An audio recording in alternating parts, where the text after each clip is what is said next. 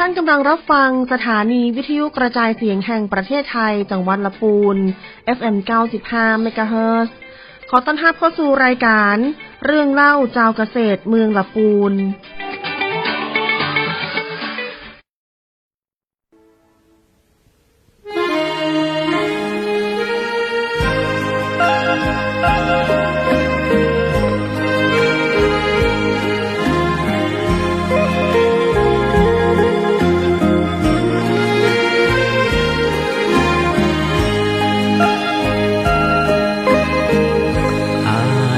จะตายเพราะความคิดถึงน้อง คิดหาแต่น้องคิดทอดแต่น้องคนละปูนความหักมันปักในสวงลึกหัวค่ำยามดึกยิ่งเพิ่มพูนคิดถึงละปูนทุกวันเวลาถึงตัวห่างไกลหัวใจบ่เหมือนมาคิดถึงป่าสางคิดถึงความหลังที่ศพหาเคยได้ไปแอวตัวกันสงกรานต์ปีใหม่ปีแล้วมาและยังสัญญาว่าบ่เปลี่ยนใจเวลานาทีที่อ้ายห่างน้องให้ทุกข์หม่นมองกลัวน้องเปลี่ยนไปหากสุดที่หักจริงจากใจอ้ายขอมาตายต่อหน้าตักน้ำอ้ายจึงบ่ลืมยังคิดถึงน้องหัวใจห้ามมองคิดถึงแต่น้องบ่จางกลัวน้องจะกลายนายแน่ระแวงใจเฝ้าแต่ครวญครางภาวะผวังคิดถึงละปูน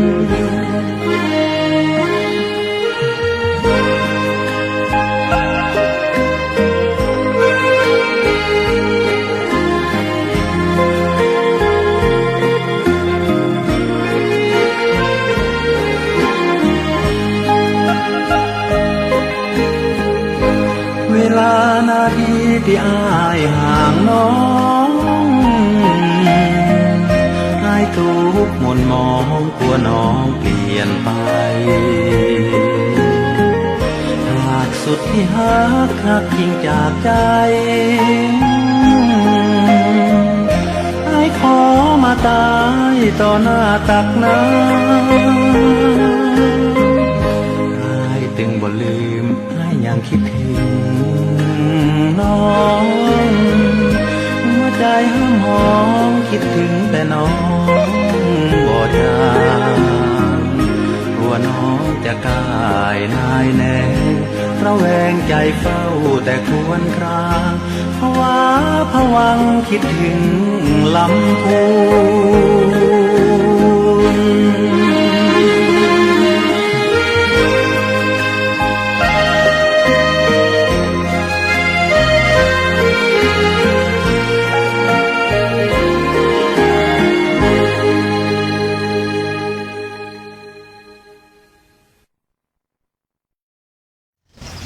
ครับสวัสดีครับคุณผู้ชมคุณผู้ฟังครับปะกับผมนะครับดีเจบอยรายการนึกเล่าชาวเกษตรนะครับ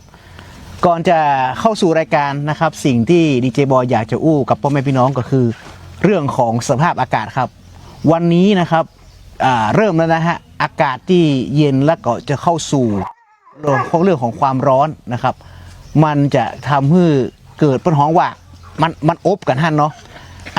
สิ่งที่อย่างหนึ่งที่อยากจะเตือนก็คือในเรื่องของการเผานะครับการเผาอันนี้นะครับเปิ้ลก็ออกรณรงค์ทุกปีนะครับเรื่องเกี่ยวกับมลพิษ PM 2.5 นะครับเพราะฉะนั้นนะครับ FC รายการของ DJ Boy เรื่องเล่าชาวเกษตรเมืองลำพูนนะครับขอยั้งการเผาก่อนนะครับเก็บเอาไว้ก่อนนะครับเรามีการรณรงค์ในการใช้นะครับผงพอดอนะครับเพื่อย่อยสลายนะครับอันนี้นะครับอยู่ที่เกษตรอำเภอนะครับทุกอำเภอเลยไปขอได้นะครับ แล้วก็เรื่องที่2นะครับวันนี้สถานการณ์น้ำท่าเนี่ยก็ยังคงนะครับดีอยู่นะครับแต่อย่างไรก็ตามนะครับใกล้สู่ฤดูแล้งนะครับก็ช่วยกันประหยัดน้ำนะครับใช้น้ำแต่พอเหมาะพอควรนะครับเอาละครับวันนี้เรามาสู่นะครับรายการที่พี่น้องชาวกระทรวงเกษตรและสหกรณ์นะครับจังหวัดลำพูนได้ปฏิบัติหน้าที่อยู่และวันนี้เรามาที่นะครับศูนย์ขยายพันธุ์พืชที่8นะครับพบกับนะครับพี่น้องกระทรวงเกษตรและสหกรณ์สวัสดีครับสวัสดีเจ้าแนะนำชื่อตัวเก่าเนี่ยแหละครับผมเจ้าปี้ก็ชื่อนวลจันทร์ชัยวงศานะเจ้าเป็นนักวิชาการส่งเสริมการเกษตรชำนาญการนะเจ้าก็ปฏิบัติงานในศูนย์ขยายพันธุ์พืชที่8จังหวัดลำพูนนะคะครับโดยท่านผอ.นะคะท่านผู้อำนวยการศูนย์นะคะชื่อผอ.นิวัฒน์บุษบงนะคะแล้วก็ทีมงานทั้งหมดก็จะมีข้าราชการทั้งหมด6ท่านนะคะรวมทั้งท่านผอ.ด้วยนะคะก็นักวิชาการส่งเสริมการเกษตรเนี่ยค่ะจะมีอยู่4ท่านนะคะ4กลุ่มกับแถม1ฝ่ายบริหารนะคะก็ในศูนย์ขยายพันธุ์พืชที่8จังหวัดลำพูนนี่นะคะก็เดิมก็ชื่อว่าศูนย์พันธุ์พืชพ่อเลี้ยงจังหวัดลำพูนนะเจ้าเริ่มมาอยู่ที่จังหวัดลำพูนเนี่ยตั้งแต่ปี 2541 นะเจ้าจนถึงปัจจุบันก็ได้เปลี่ยนเป็นชื่อศูนย์ขยายพันธุ์พืชที่8จังหวัดลำพูนนะคะสังกัดในกองขยายพันธุ์พืชกรมส่งเสริมการเกษตรนะคะซึ่งเป็นหน่วยงานของส่วนกลางที่ตั้งอยู่ในภูมิภาคนะคะมีทั้งหมดที่ศูนย์เหมือนกันเนี่ยก็จะมีทั้งหมด10ศูนย์นะคะซึ่งในศูนย์ขยายพันธุ์พืชที่8จังหวัดลำพูนเนี่ยก็รับผิดชอบ8จังหวัดภาคเหนือตอนบนเนาะเจ้าลำพูนลำปางเนาะเจ้าเจียงใหม่แพร่น่านพะเยาแม่ฮ่องสอนนะคะก็8จังหวัดเนาะค่ะภาคเหนือตอนบนนะเจ้าก็สรุปก็คืออยู่ในกรมส่งเสริมการเกษตรเหมือนกันค่ะกรมส่งเสริมการเกษตรเจ้านะครับอันนี้กรมส่งเสริมการเกษตรแต่ภารกิจนี้ไม่ใช่เหมือนเกษตรจังหวัดไม่ใช่เหมือนเกษตรอำเภอกะค่ะคนละเรื่องกันกันว่าอย่างไรคะเฮาเป็นหน่วยสนับสนุนเจ้าสนับสนุนงานของกรมส่งเสริมการเกษตรหมดเลยนะเจ้าก็ในด้านของพันธุ์พืชพืชอาหารนะเจ้าตอนนี้ภารกิจหลักๆของเฮาก็มีทั้งหมด4สายการผลิตค่ะมีทั้งพืชจากการเพาะเลี้ยงเนื้อเยื่อนะเจ้าแล้วก็ท่อนพันธุ์ก็คือมีท่อนพันธุ์มันสำปะหลังนะคะแล้วก็การผลิตเมล็ดพันธุ์นะคะอย่างเช่นพันธุ์พักพื้นบ้านนะคะเมล็ดพันธุ์ถั่วเหลืองนะคะถั่วลิสงถั่วเขียวนะคะแล้วก็เมล็ดพันธุ์พักพื้นบ้านก็จะมีอย่างเช่นพืชอาหารทั้งหลายเนาะประเภทถั่วไร้ค้างพริกมะเขือนะคะกระเจี๊ยบเขียวนะเจ้าซึ่งแต่ละงานนี่ก็จะมีเจ้าหน้าที่ก็คือนักวิชาการรับผิดชอบเป็นกลุ่มไปนะเจ้านั่นแสดงหมายความว่าสำนักงานเกษตรจังหวัดเนี่ยสำนักงานเกษตรอำเภอเนี่ยปกติมันมีการเพาะเนาะเพาะพืชอีเนาะเพราะว่ากลุ่มส่งเสริมการเกษตรเนี่ยภารกิจหลักคือการเรื่องคือพืชเนาะก็เอาเนี่ยก็คือเป็นหน่วยสนับสนุนใช่ซึ่งมีผอ.เนี่ยชื่อผอ.นิวัฒน์เนี่ยเป็นเฮดที่นี่แล้วก็มีนักวิชาการทั้งหมด4คนก็มี4สายใช่แล้วเขาว่าจะเป็นต้นพันธุ์ท่อนพันธุ์เมล็ดพันธุ์เนื้อเยื่อ4สายเนี่ยก็ดำเนินการสนับสนุนไปที่สำนักงานเกษตรจังหวัดกรมส่งเสริมการเกษตรเดียวกันเองแล้วก็วันนี้ลงไปที่สำนักงานเกษตรอำเภอเพื่อออกไปในเรื่องของการส่งเสริมนะครับในเรื่องตรงนี้เป็นหน่วยสนับสนุนเพราะฉะนั้นโครงสร้างเนี่ยก็จะมีแค่ผอ.แล้วก็มีนักวิชาการอยู่ทั้งหมด4คนนะครับเพิ่งมาฟังเนาะศูนย์เนื้อเยื่อนะครับก็คือกรมส่งเสริมการเกษตรเนี่ยที่เขาห้องกันศูนย์เนื้อเยื่อนะครับอยู่นี่ตั้งอยู่ตังใดนะฮะบอกพ่อให้พี่น้องกันตอนนี้ก็ตั้งอยู่ที่หมู่ที่2นะเจ้าตำบลสีบัวบานนะเจ้าอำเภอเมืองจังหวัดลำพูนนะเจ้าใกล้ๆก็คือหลังสารกลางติดมชลำพูนนะไม่ใช่มชเชียงใหม่นะครับมชลำพูนเข้าซอยมาได้นะครับแล้ววันนี้เนี่ยภารกิจหลักๆที่พ่อแม่พี่น้องเห็นนะครับที่ศูนย์เนื้อเยื่อออกไปพบปะเนี่ยมีอย่างพ่องครับค่ะลักๆก็ที่หันกันชัดๆเลยตอนนี้นะคะ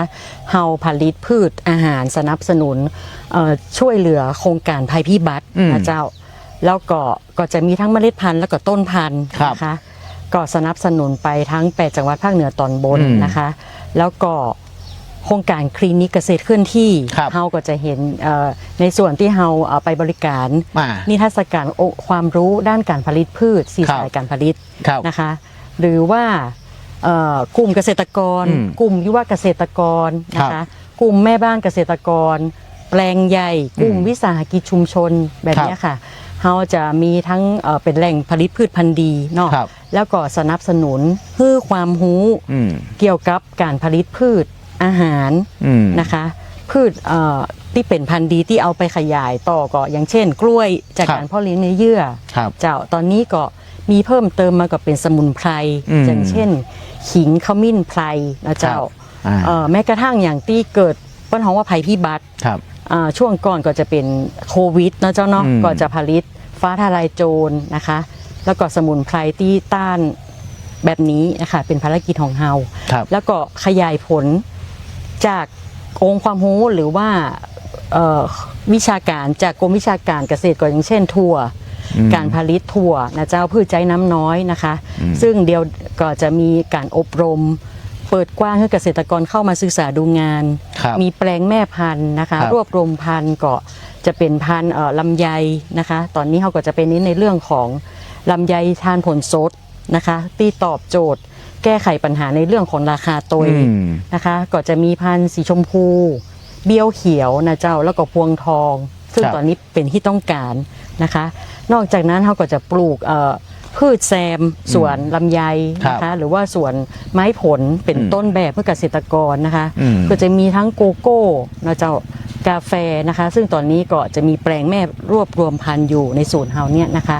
เพื่อเกษตรกรได้เข้ามาศึกษาดูงาน แล้วก็องค์ความรู้ต่างๆนะเจ้า ครับ ค่ะ เอาละครับก่อนที่จะมุดในช่วงแรกเนี่ยนะครับพี่นวลจันทร์เนี่ยมีอย่างอยากจะบอกคือพ่อแม่พี่น้องเกษตรกรเกี่ยวกับศูนย์เพราะว่าศูนย์นี้เข้ามาได้ก็หาหรือมันลึกลับซับซ้อนไปหรือเราพร้อมบริการประชาชนหรือว่าอย่างใดอยากจะเชิญพ่อแม่พี่น้องประชาชนนะครับรวมถึงเกษตรกรกับศูนย์นี้จะได้พ้องครับ เจ้าก็ยินดีต้อนรับประชาชนและกับเกษตรกรหรือว่าผู้สนใจทุกท่านเจ้าท่านสามารถติดต่อเข้ามานะคะก็บักไก่เจ้าหลังสารกลางใหม่แค่ 1.4 กิโลเมตรนะเจ้า ครับ เข้ามาปุ๊บเนาะก็จะมาเจอจุดบริการ ครั ทา บ งพืช DOAE เนี่ยค่ะ ครับ เราจะมีองค์ความรู้ต่างๆนะคะ ครับ แล้วก็มีการสนับสนุนเมล็ดพันธุ์ให้คนที่เข้ามาสนใจตัวนะเจ้า ครับ แล้วก็จะมีโครงการฝึกอบรมถ่ายทอดความรู้นะคะ ครับ ซึ่งตอนนี้ดำเนินการพรุ่งนี้เนาะ ครับ ก็จะมีเรื่องระบบน้ำอัจฉริยะในสวน ครับ ลำไยนะคะ อ่า แล้วก็ระบบโรงเรือนเฮาก็มีนะคะ ครับ แล้วก็การผลิตพันธุ์พืชต่างๆ ทั้ง4สายการผลิต ครับ นะเจ้า อ่า ก็สามารถเข้ามาติดต่อในเวลาราชการได้เลยนะเจ้า ครับผม ค่ะ อ่า ก็ยินดีต้อนรับ ยินดี ทุกท่า ต้อนรับนะครับ เจ้ ถ้าคุณผู้ชมคุณผู้ฟังนะครับ มาบอกว่านะครับมาหาพี่นวลจันทร์นะครับ รับทันทีต้นจิงจูชัยได้ไหม ค่ะ walk in เข้ามา walk in นะ walk in จะ นะ ได้เมล็ดพันธุ์ ถ้าเจอนะ ตัวนะ ถ้าเจอ จ้ นะนะครับแฟนๆรายการอย่าลืมนะครับ เดี๋ยว ค่ะ ครับผม เดี๋ยวตรงจุดนี้จะมีเจ้าหน้าที่แต่ละวันจะประจำอยู่นะเจ้าที่จุดบริการก็คือเหมือนกับ one stop service เจ้าก็มีทั้งพันธุ์พืชองค์ความรู้เมล็ดพันธุ์พักที่ท่านจะได้ไปเนาะเจ้าเนาะ ครับ เจ้า เอาละครับ เดี๋ยวสำหรับภารกิจพี่นวลจันทร์วันนี้เดี๋ยวพาร์ทนี้นะครับ ขอจบไปก่อนนะครับ ค่ะ เดี๋ยวพาร์ทสองเดี๋ยวปะภารกิจของนักวิชาการส่งเสริมการเกษตรแห่งท่านหนึ่งครับ เจ้า พักฟังเพลงกันสักกรรมครับ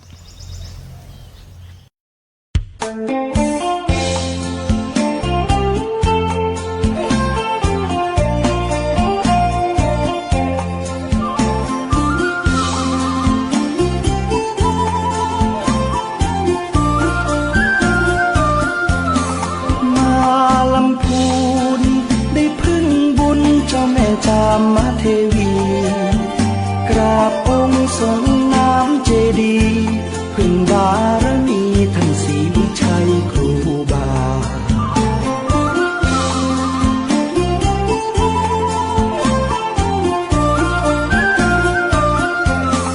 อำเภอเมืองรุ่งเรืองการพัฒนา เกษตรกรรมอุตสาหกรรมนำพา ส่งเสริมประชาให้อยู่ดีมีกิน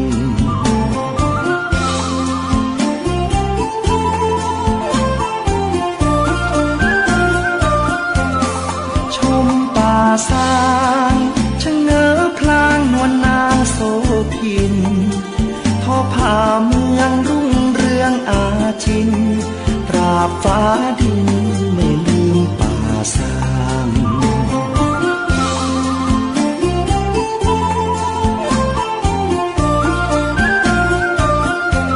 บ้านโฮงเจริญเพลิดเพลินแมกไม้ริมทางปลูกกระเทียมกะหล่ำปลีมีสตังค์น่ารักจังหน้ามนต์คนบ้านเฮา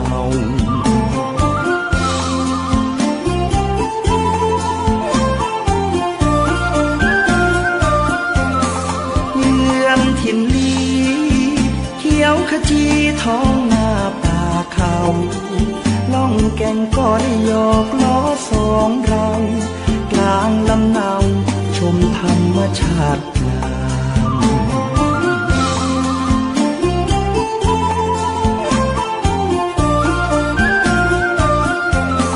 ทุ่งหัวช้างชวนน้องนางไหว้พระธาตุดอยกวางคำเมืองคนดีมีศีลธรรมจิตใจงดงามพี่น้องหลายดอย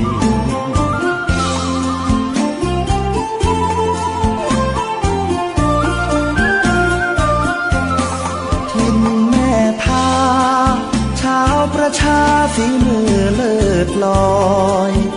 หัตถกรรมงดงามบ่อน้อย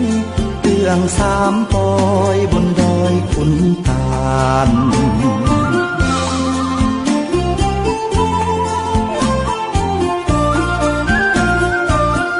บ้านที่เมืองทอง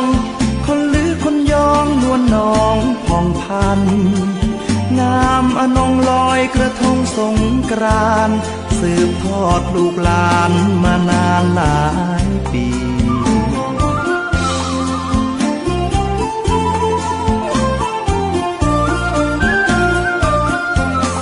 ไปบ้านเวียงได้ร่วมเรียงเที่ยวงานประเพณีร่วมขบวนแห่ไม้กำสรีน้องล่องคนใจดีเขามีเมตตา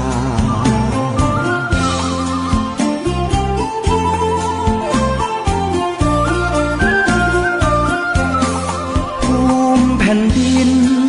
นวมินทร์มหาราชาคนลำพูนเทิดทูนศรัทธาสืบสานมาชั่วฟ้าดินถิ่นงาม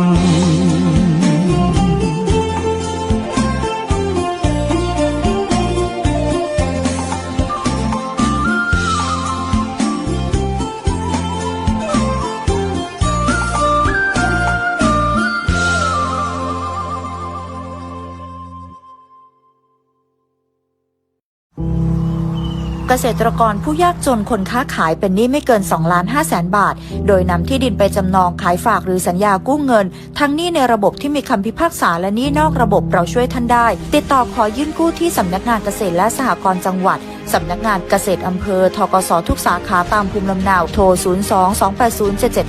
02-280-7750 ดอกน้อยผ่อนนานสงวนที่ดินกองทุนหมุนเวียนเพื่อการกู้ยืมแก่เกษตรกรและผู้ยากจนสำนักงานปลัดกระทรวงเกษตรและสหกรณ์สำนักงานกองทุนฟื้นฟูและพัฒนาเกษตรกรหนึ่งในองค์กรสนับสนุนความมั่นคงทางด้านอาชีพเกษตรกรรมเน้นการมีส่วนร่วมแก้ไขปัญหาภายใต้วัตถุประสงค์ดูแลฟื้นฟูอาชีพและจัดการปัญหาหนี้สินเกษตรกรดังนั้นสำนักงานกองทุนฟื้นฟูและพัฒนาเกษตรกรสาขาจังหวัดลำพูนขอเชิญชวนพี่น้องเกษตรกรในจังหวัดลำพูนสมัครขึ้นทะเบียนเป็นสมาชิกหรือจัดตั้งองค์กรเกษตรกรโดยมีสิทธิประโยชน์ที่จะได้รับคือ 1. องค์กรเกษตรกรมีสิทธิขอรับการฟื้นฟูและพัฒนาเกษตรกรโดยเสนอแผนหรือโครงการฟื้นฟูและพัฒนาเกษตรกร 2. สมาชิกองค์กรเกษตรกรที่เป็นหนี้ในระบบและประสงค์ขอรับการสนับสนุนจากกองทุนฟื้นฟูสามารถยื่นคำขอขึ้นทะเบียนหนี้ได้สอบถามข้อมูลเพิ่มเติมติดต่อสำนักงานกองทุนฟื้นฟูและพัฒนาเกษตรกรสาขาจังหวัดลำพูนที่ศูนย์ราชการจังหวัดลำพูนชั้น 4 ถนนซุปเปอร์ไฮเวย์เชียงใหม่ลำปางหรือโทรศัพท์ 053-510-275 และ 080-067-1057 ทั้งนี้เกษตรกรที่มาติดต่อสำนักงานจะไม่เสียค่าใช้จ่ายใดๆทั้งสิ้นขอย้ำไม่เสียค่าใช้จ่ายใดๆทั้งสิ้น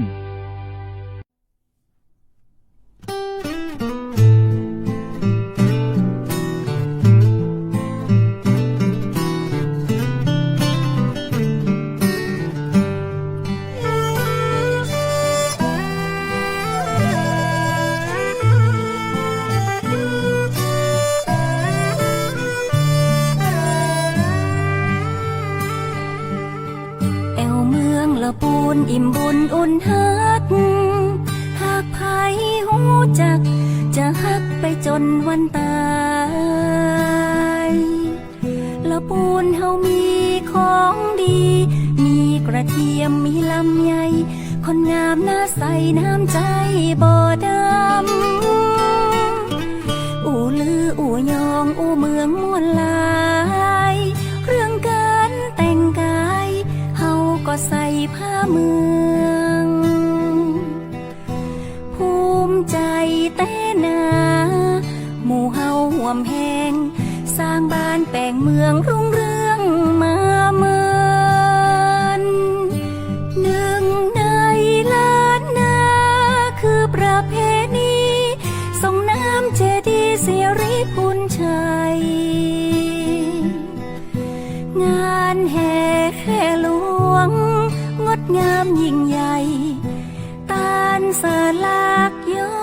มคือการร่วมใจทำบุญครั้งใดบ่เต้างานนี้อูไปบ่เสี่ยงเมื่อมาเมืองละปูนพี่น้องกู้คนมีน้ำใจไมตรีบ้านที่เมธาบ้านห้องป่าซางบ้านเวียงเมืองลีทุ่งว่าจ้างคนดีน้ำใจงดงาม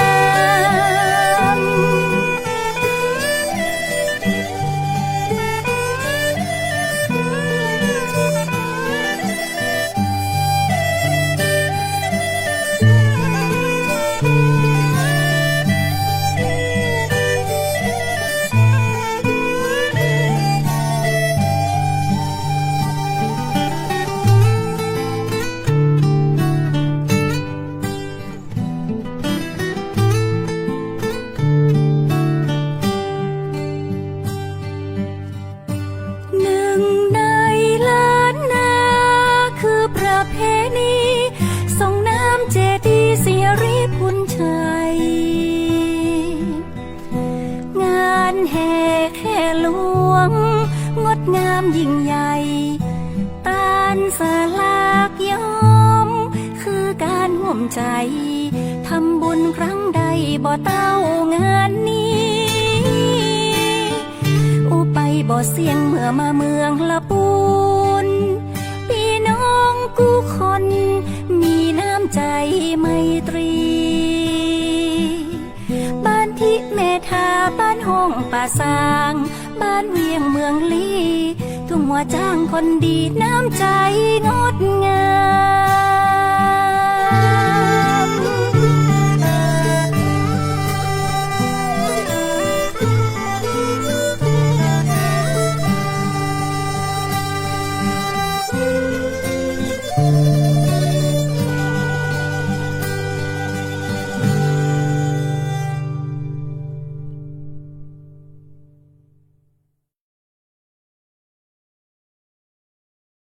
ครับหลังจากกับนะครับฟังเพลงม่วนๆกันแล้วนะครับเรามาเจอนักวิชาการส่งเสริมการเกษตรอีกท่านหนึ่งครับอันนี้นะครับเป็นนะครับหนุ่มหน้ามนคนรูปหล่อนะครับ อาจจะเห็นนะครับในของสื่อโซเชียลมีเดียนะครับสวัสดีครับแนะนำชื่อเสียงเรียงนามนะครับสวัสดีครับผมเติ้ลครับอภิรัตน์ชูศรีพัฒน์ครับนักวิชาการส่งเสริมการเกษตรชำนาญการประจำอยู่ที่ศูนย์ขยะพันธุ์พืชที่ 8 จังหวัดลำพูนแห่งนี้ครับผมครับงานที่รับผิดชอบมีอะไรบ้างคือจริงๆแล้วช่วงนี้นะครับงานภารกิจของแต่ละกลุ่มแต่ละฝ่ายเองก็มีเยอะนะครับแต่ก็ที่กำลังดำเนินการอยู่ตอนนี้ในส่วนของผมเองก็เป็นในเรื่องของโครงการผลิตท่อนพันธุ์มันสำปะหลังพันธุ์ต้านทานโรคไวรัสใบด่างซึ่งต้องขอขยายความอย่างนี้ครับ มันสำปะหลังเนี่ยมันจะมีปัญหาที่ผ่านมาเป็นปัญหาระดับชาติเลยนะครับพี่เป็นปัญหาระดับชาติระดับภูมิภาคเลยก็ว่าได้ก็คือปัญหาโรคไวรัสใบด่างมันสำปะหลังซึ่งจะทำให้ต้นมันแคะแกรนหัวมันก็เปอร์เซ็นต์แป้งลดลงน้ำหนักลดลงนะครับซึ่งมีผลทางเศรษฐกิจมีผลเป็นนัยยะทางสำคัญทางเศรษฐกิจเลยนะครับทำให้ผลผลิตลดลงเป็นอย่างมากเป็นปัญหาระดับชาติเลยก็ว่าได้ซึ่งศูนย์ขยายพันธุ์พืชที่ 8ของเรานะครับก็เป็น1ใน10ศูนย์ที่มีภารกิจในการนำต้นพันธุ์มันสำปะหลังพันธุ์ต้านทานนะครับมาเพาะพันธุ์ขยายเพื่อส่งมอบให้กับเกษตรกรผู้ปลูกมันสำปะหลังแต่เป็นที่น่าเสียดายนิดนึงก็คือจังหวัดลำพูนเราพื้นที่ปลูกมันสำปะหลังไม่ค่อยเยอะมันแทบจะไปเห็นเลยนะมีบ้างแต่ก็ไม่เยอะนะครับดังนั้นถือโอกาสประชาสัมพันธ์ไปเลยนะครับถ้าสมมติพ่อแม่พี่น้องเกษตรกรชาวลำพูนนะครับสนใจที่จะปลูกมันสำปะหลังนะครับเป็นอีกพืชหนึ่งพืชทางเลือกนะครับก็แนะนำเข้ามาดูงานศึกษาต้นพันธุ์ศึกษาวิธีการปลูกนะครับเราปลูกเป็นแบบระบบน้ำซึ่งเราสามารถให้ปุ๋ยให้น้ำทางระบบน้ำได้เลยครับมาศึกษาได้ที่ศูนย์ขยายพันธุ์พืชที่ 8จังหวัดลำพูนนี้ก่อนได้นะครับเพื่อเป็นเก็บเป็นความรู้แล้วก็เป็นตัวเลือกในอนาคตนะครับซึ่งจริงๆแล้วเนี่ยศูนย์ของเรานะครับที่ผลิตต้นพันธุ์ท่อนพันธุ์มันสำปะหลังเนี่ยตอนนี้เรามีเป้าหมายในการส่งเสริมแล้วเป็นเกษตรกรที่จังหวัดสุโขทัยทำเรื่องขอมาแล้วนะครับแต่ถ้าลำพูนเองนะครับมีพื้นที่หรือว่ามีความสนใจเรายินดีให้บริการอย่างเต็มที่ครับผมมันสำปะหลังที่เป็นห้องมันเส้นเนี่ยเนาะใช่ครับเป็นมันแป้งเนี่ยครับมันแป้งที่เข้าโรงแป้งเนี่ยครับเป็นมันแป้งแล้วก็ทีนี้นอกจากทำมันสำปะหลังเนี่ยซึ่งตอนนี้มันระบาดลุกลามเนี่ยแล้วมีภารกิจอย่างครับที่นวอเตอร์ทำเกี่ยวกับศูนย์นี้ครับก็จะเป็นในเรื่องของการผลิตต้นพันธุ์ผลิตพันธุ์พืชแบบเป็นการขยายพันธุ์พืชแบบไม่อาศัยเพศซึ่งในที่นี้นะครับที่ศูนย์ของเรานะครับก็จะเป็นในเรื่องของการตอนกิ่งการเปลี่ยนยอดติดตานะครับในเรื่องของการปักชำนะครับนี่คือเป็นเรื่องของการขยายพันธุ์พืชแบบไม่อาศัยเพศอันนี้คือภารกิจของผมนะแต่ว่าของท่านอื่นนวสท่านอื่นก็จะมีทั้งในเรื่องของการผลิตต้นพันธุ์นะครับอย่างที่พี่จอยเมื่อสักครู่ผลิตต้นพันธุ์ซึ่งผลิตต้นพันธุ์ก็จะมีทั้งพืชผักพืชอาหารรวมไปถึงไม้ผลไม้ยืนต้นเช่นเดียวกันมีเรื่องของการเพาะเมล็ดนะครับมีเรื่องของการผลิตเมล็ดพันธุ์นะครับที่นี่ก็จะมีเมล็ดพันธุ์พริกคะน้ากระเจี๊ยบเขียวนะครับแล้วก็มีเรื่องของการผลิตเนื้อเยื่อนะครับเนื้อเยื่อกล้วยพันธุ์ต่างๆนะครับนี่คือภารกิจหลักๆที่เราทำนอกนั้นก็จะเป็นภารกิจที่เรารับมอบจากกรมส่งเสริมมาอีกทีหนึ่งนะครับผมอันนี้เป็นเพราะว่าเป็นหน่วยสนับสนุนและมีนักวิชาการส่งเสริมเนี่ยแต่ละคนก็แต่ละจ็อบมาเลยเนาะใช่ครับผมก็รับผิดชอบเป็นจ็อบใครครับก็คือในสังกัดกรมส่งเสริมการเกษตรแต่ว่าอย่างที่พี่บอยบอกก็คือเราจะทำงานไม่เหมือนกันกับทางเกษตรตำบลเกษตรอำเภอในส่วนนั้นก็จะเป็นส่วนหน้าเป็นด่านหน้าแต่เรานี่คือด่านหลังที่ผลิตพืชพันธุ์ต่างๆทั้ง4สายที่ผมบอกต้นพันธุ์ท่อนพันธุ์เมล็ดพันธุ์เนื้อเยื่อมาเพื่อส่งมอบให้กับด่านหน้านำไปปฏิบัติภารกิจหน่วยยุทโธปกรณ์ใช่โดยซัพพอร์ตเกษตรอำเภอเกษตรตำบลเนี่ยนะครับมีความประสงค์เนี่ยจะลงไปพื้นที่ละแล้วอย่างสมมุติว่าวันนี้มาปุ๊บเนี่ยเจอเกษตรกรเจอกลุ่มเป้าหมายละศูนย์เนื้อเยื่อก็เป็นยุทโธปกรณ์ฝ่ายยุทโธปกรณ์สนับสนุนลงไปใช่ครับว่าเขาต้องการให้เราซัพพอร์ตในเรื่องของกลุ่มไหนสรุปง่ายๆคือที่นี่คือคลังแสงแน่นอนครับของด้านพืชแต่เราก็ทำงานร่วมกันครับข้างหลังสำคัญเช่นเดียวกันนะครับเอาละครับอยากจะฝากอย่างถึงพ่อแม่พี่น้องเกษตรกรบ้างครับว่าวันนี้เนี่ยศูนย์ขยายพันธุ์พืชที่ศูนย์เนื้อเยื่อเนี่ยดูเหมือนแบบว่าจะเป็นมันบอกว่าเดนศูนย์ทยานะแบบมันเข้ามามันเบาไกลเหมือนกันแต่ว่าที่นี่เปี่ยมด้วยความบริการล้นใจสำหรับพี่น้องประชาชนอู้หน่อยครับนักวิชาการเติ้ลอู้หน่อยนะว่าศูนย์เราจะบริการยังไงแล้วก็มาพบกับผมเนี่ยจะเจออะไรบ้างนะได้ครับก็อย่างที่นำเรียนไปเบื้องต้นนะครับศูนย์ขยายพันธุ์พืชของเรานะครับอยู่ด้านหลังสารกลางนะครับห่างจากหน้าปากทางไม่ถึง2 กิโลครับนะฮะแล้วก็เมื่อเข้ามาแล้วนะครับยินดีต้อนรับก่อนเลยเมื่อเข้ามาแล้วทุกท่านก็จะได้พบกับพันธุ์พืชต่างๆนะครับที่เราปลูกไว้เพื่อทำการวิจัยแล้วก็ขยายอยู่ตามมุมต่างๆสามารถมาดูงานมาท่องเที่ยวนะครับหรือมาขอรับการช่วยเหลือทั้งเรื่องของข้อมูลวิชาการหรือว่าต้นพันธุ์เมล็ดพันธุ์ได้นะครับก็ ขอแนะนำนะครับแล้วก็ขอฝากศูนย์ขยายพันธุ์พืชที่ 8 จังหวัดลำพูนแห่งนี้นะครับแล้วก็ถ้าท่านใดนะครับมีความประสงค์อยากจะฝึกอบรมนะครับสามารถติดต่อผ่านสำนักงานเกษตรอำเภอต่างๆได้ว่ามีความประสงค์ในเรื่องอยากได้รับความรู้เรื่องนั้นเรื่องนี้ที่เกี่ยวพันกับทางศูนย์ขยายพันธุ์พืชของเราเราก็ยินดีนะครับให้การสนับสนุนในเรื่องของการเป็นวิทยากรนะครับในเรื่องของการศึกษาดูงานได้ โดยเฉพาะเมื่อสักครู่ที่พี่จอยนำเรียนไปก็คือพรุ่งนี้นะครับพรุ่งนี้เราจะมีการฝึกอบรมนะครับในเรื่องของการระบบน้ำอัจฉริยะสำหรับชาวไร่ชาวสวนน่าสนใจมากๆแล้วก็ถ้าสมมุติว่าพรุ่งนี้อบรมไม่ทันละกว่ามันจะออกอากาศไปนะเรามีอีกเดือนหน้าเดือนหน้าขอเรียนเชิญอย่างนี้นะครับพ่อแม่พี่น้องเกษตรกรนะครับถ้าท่านใดสนใจเกี่ยวกับเรื่องของการขยายพันธุ์พืชแบบเนื้อเยื่อนะครับซึ่งเป็นภารกิจหลักของศูนย์เราเลยก็ว่าได้เดือนหน้าจะมีการฝึกอบรมประมาณกลางเดือนเดี๋ยวรอติดตามดูหรือว่าถ้าสนใจก็ติดต่อเข้ามาโดยตรงที่ศูนย์ขยายพันธุ์พืชที่ 8 จังหวัดลำพูนแห่งนี้ก็ได้ครับผมครับวันนี้รายการเรื่องราวชาวเกษตรต้องขออำลาไปก่อนทีนี้ก่อนจะอำลาไปนะครับสักเล็กน้อยตอนนี้มีผลงานอะไรบ้าง บอกคุณผู้ชมคุณผู้ฟังเลยละนอกจากเป็นนักวิชาการส่งเสริมการเกษตรบอกแล้วครับมีอะไรขอฝากอะไรมาบ้างดีเจบอยอนุญาตวันนี้ครับผมก็ชงมาแบบนี้ก็ตายเลยทีเดียวไม่มีอะไรครับก็เป็นเจ้าหน้าที่นักวิชาการส่งเสริมการเกษตรนี่นะครับแต่ว่าวันหยุดก็อาจจะรับจ็อบเป็นดาราเป็นนักแสดงเป็นตัวประกอบเล็กๆน้อยๆครับเรื่องบอกหน่อยก็จริงๆก็ไม่มีอะไรครับก็เป็นโฆษณาเป็นโฆษณาจากค่ายนู้นค่ายนี้มาแนะนำมารีวิวสินค้าอะไรพวกนี้ครับแต่ถ้าอยากจะให้ร่วมกิจกรรมจริงเรียกไปร้องเพลงก็ได้เรียกไปร้องเพลงนี้ดีกว่าอย่างนี้ครับนะครับถนัดด้านนี้ถนัดด้านร้องเพลงนะครับถามได้นะครับนักวิชาการนะครับนวเติ้ลนะฮะเกษตรเติ้ลนะครับเอาละครับรายการนะครับเรื่องเล่าชาวเกษตรเมืองลำพูนต้องขออนุญาตลาพ่อพี่น้องก่อนนะครับลำพูนไม่ลำพังรวมพลังเพื่อลำพูนสวัสดีครับสวัสดีครับสวัสดีครับ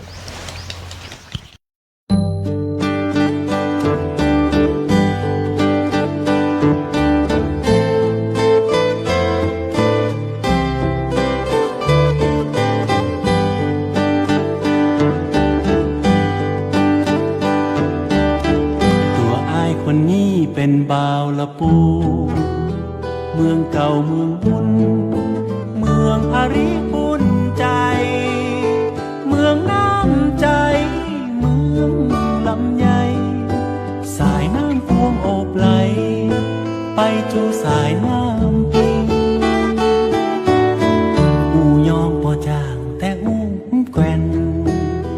ยังบ่มีแฟนมาควงแขนแอบยิงจะได้กลายไปลงหักน้องสาวลุ่มน้ำแม่ปิงแม่ยิงสาวเวียงเจียงใหม่ทันใจหายคนนี้ที่มีหักแต่ปักเอ้ยพันแปรไปหักสาวคนใดหักแต่น้องพอจองเป็นเจ้าของใจบ่าวเมืองลำใหญ่ให้เพียงผู้คนดีมาใจผู้แซวแอวม่วนมาได้มาเคยใจง่ายคิดให้นายนี้ลูกเจ้าแม่จางมาเตวีคนนี้พอถามน้องนางสักทีอายปอจะมีสิทธิ์ไหม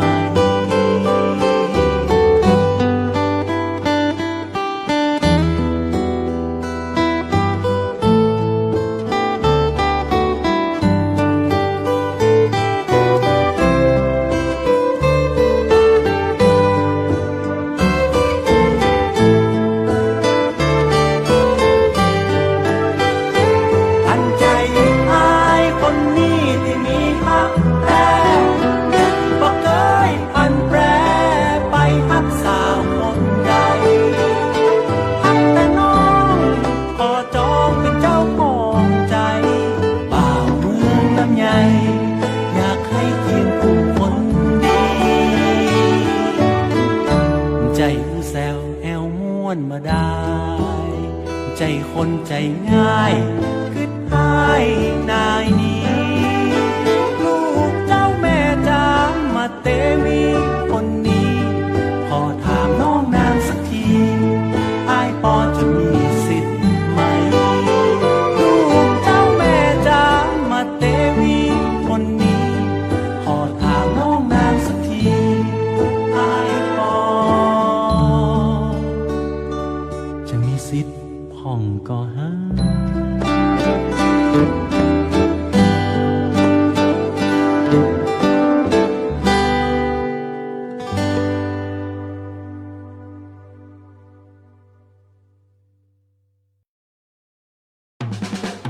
สาระน่ารู้ดีๆกับศูนย์ขยายพันธุ์พืช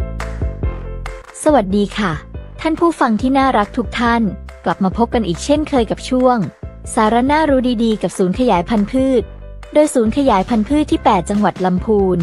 วันนี้เรามีเกร็ดความรู้ที่ทั้งเพิ่มรายได้และช่วยลดปัญหาผลผลิตล้นตลาดมาฝากกันค่ะนั่นก็คือเรื่องของการผลิตลำไยนอกฤดูค่ะคุณผู้ฟังทราบไหมคะว่าการทำลำไยนอกฤดูไม่เพียงแค่ช่วยให้ได้ราคาดีขึ้นเท่านั้นแต่ยังช่วยกระจายผลผลิตไม่ให้แออัดอยู่ในช่วงฤดูกาลปกติซึ่งปกติลำไยจะออกในช่วงกรกฎาคมถึงสิงหาคมทำให้ราคาตกต่ำแต่ถ้าเราสามารถวางแผนให้ลำไยออกนอกฤดูได้เช่นช่วงปลายปีหรือต้นปีราคาจะสูงกว่าหลายเท่าเลยค่ะอีกทั้งยังเพิ่มโอกาสในการส่งออกและใช้พื้นที่ปลูกได้อย่างคุ้มค่ามากขึ้นอีกด้วยแล้วทำอย่างไรล่ะคะให้ลำไยออกนอกฤดูได้เคล็ดลับสำคัญอยู่ที่การบังคับให้ออกดอกและต้องเริ่มตั้งแต่การเตรียมต้นให้แข็งแรงช่วง 4-5 เดือนก่อนบังคับดอกค่ะขั้นแรกหลังเก็บเกี่ยวผลผลิตเดิมต้องตัดแต่งกิ่งให้โปร่งใส่ปุ๋ยคอกหรือปุ๋ยหมักรวมกับปุ๋ยเคมีสูตร 15-15-15 หรือ 16-16-16 และให้น้ำสม่ำเสมอรวมถึงกำจัดวัชพืชและแมลงด้วยค่ะจากนั้นต้องสร้างใบอ่อนให้ได้ใบชุดที่ 3 หรือ 4 ที่สมบูรณ์เพราะต้นจะสะสมอาหารได้เพียงพอเมื่อต้นพร้อมก็เข้าสู่ขั้นตอนการงดน้ำประมาณ 20-30 วันให้ต้นเกิดความเครียดแล้วจึงพ่นสารโพแทสเซียมคลอเรตเพื่อกระตุ้นให้ออกดอกค่ะเมื่อเริ่มออกช่อดอกก็ให้น้ำพอชื้นและใส่ปุ๋ยให้เหมาะสมควบคู่กับการป้องกันแมลงเช่นเพลี้ยไฟหนอนเจาะช่อดอกส่วนช่วงติดผลอ่อน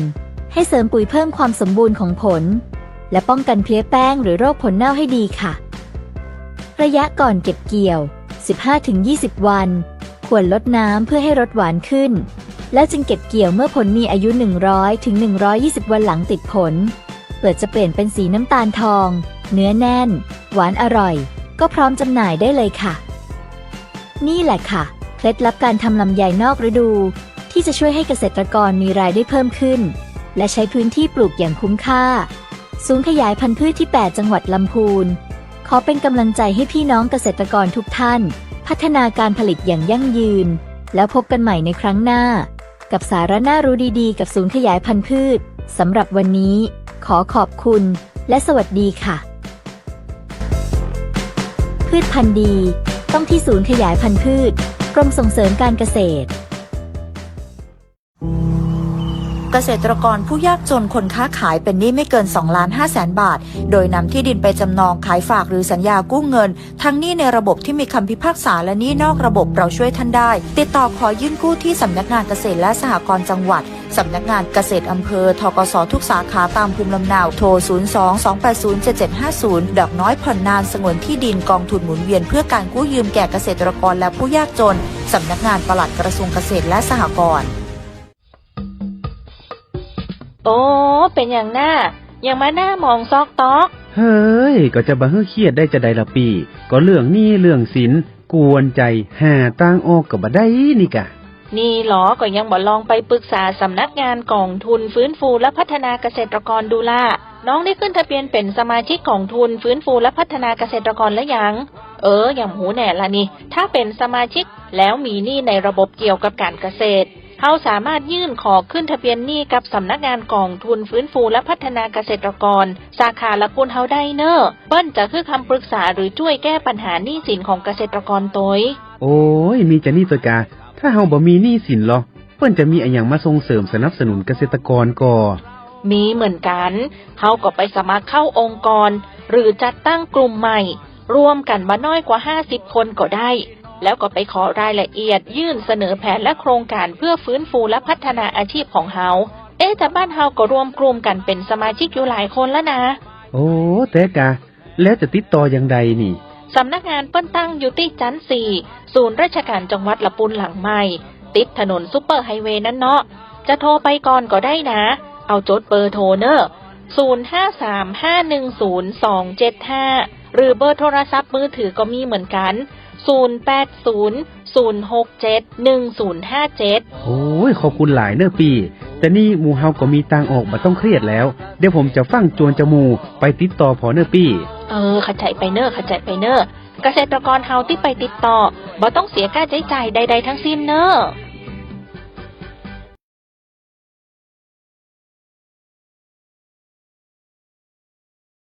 ช่วงเตือนภัยด้านการเกษตรโดยศูนย์ติดตามและแก้ไขปัญหาภัยพิบัติด้านการเกษตรสำนักงานเกษตรและสหกรณ์จังหวัดลำพูนแจ้งเตือนเฝ้าระวังเพลี้ยไฟพริกในพืชหอมแดงในหอมหัวใหญ่หอมแบ่งและกระเทียมโดยสภาพอากาศในช่วงนี้อากาศเย็นกับมีหมอกในตอนเช้าและมีฝนตกบางพื้นที่เตือนผู้ปลูกหอมแดงหอมหัวใหญ่หอมแบ่งกระเทียมที่อยู่ในระยะการเจริญเติบโต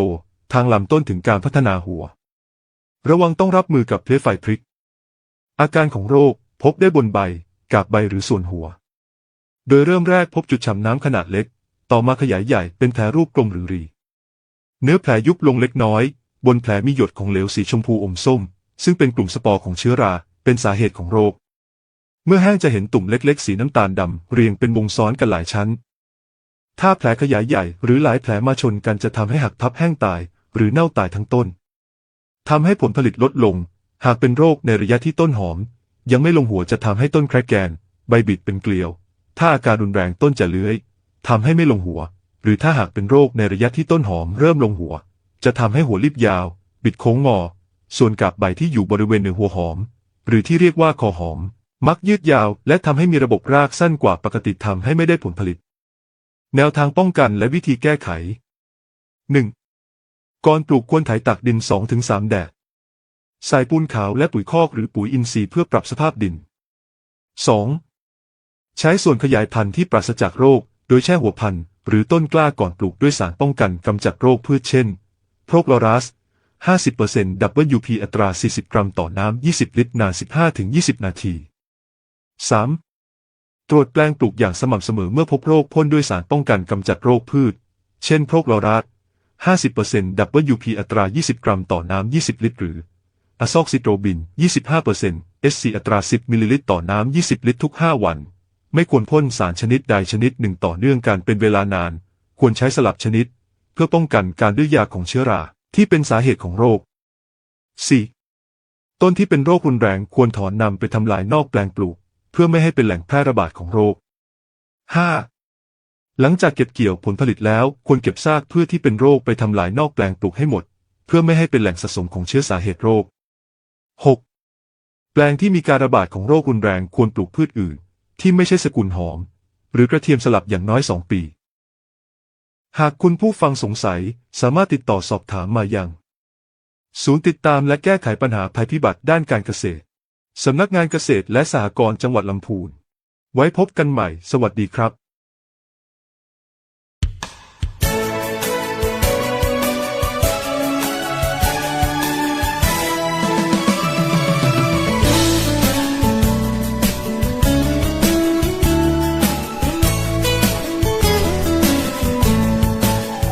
นครลำพูน